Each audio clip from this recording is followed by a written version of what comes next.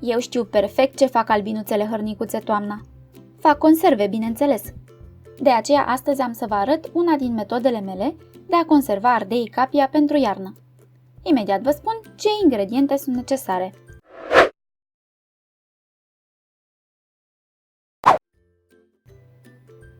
...2,5 kg de ardei copți și curățați, 200 de ml de suc lăsat de ardei, sare, zahăr, piper, căței de usturoi zdrobiți și aproximativ 200 de ml oțet de 9 grade.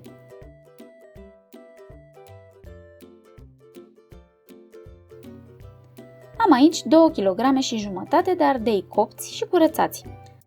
Am procedat exact așa cum v-am arătat la salata de ardei.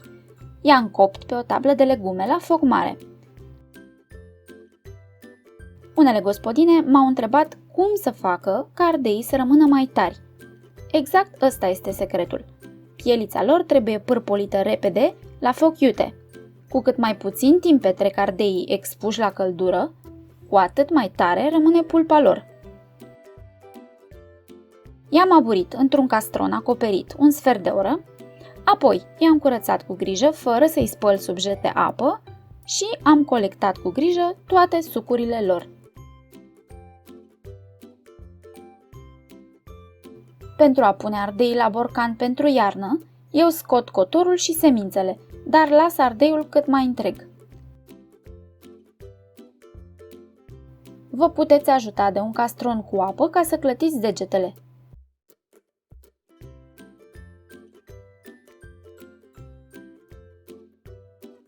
Nu este nicio problemă dacă mai rămân 1-2 semințe înăuntru.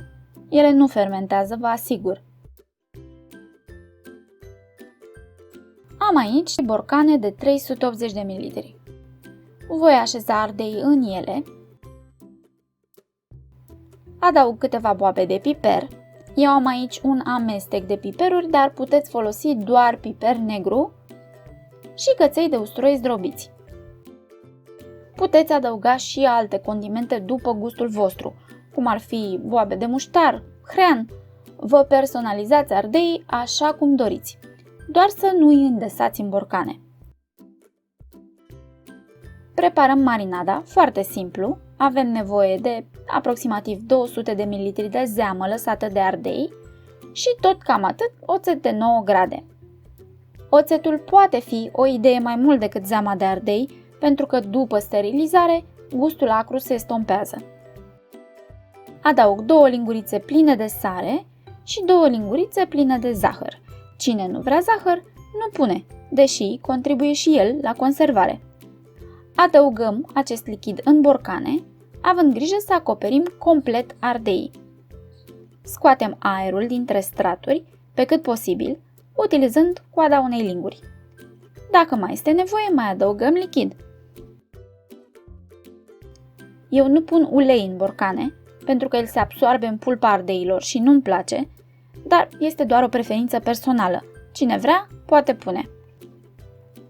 Înfiletăm capacele. Le punem într-o cratiță încăpătoare, căptușită cu un prosopel la bază. Adăugăm apă să treacă de 3 sferturi de borcan și sterilizăm 15-20 de minute din momentul în care apa începe să fiarbă. Borcanele apoi se lasă la răcit lent, învelite în prosoape. Iarna scot câte un borcan, îl răstorn într-un vas, adaug ulei, cimbru și mai dreg gustul de acru pentru că el se atenuează din cauza sterilizării și obțin rapid o salată de ardei foarte, foarte bună.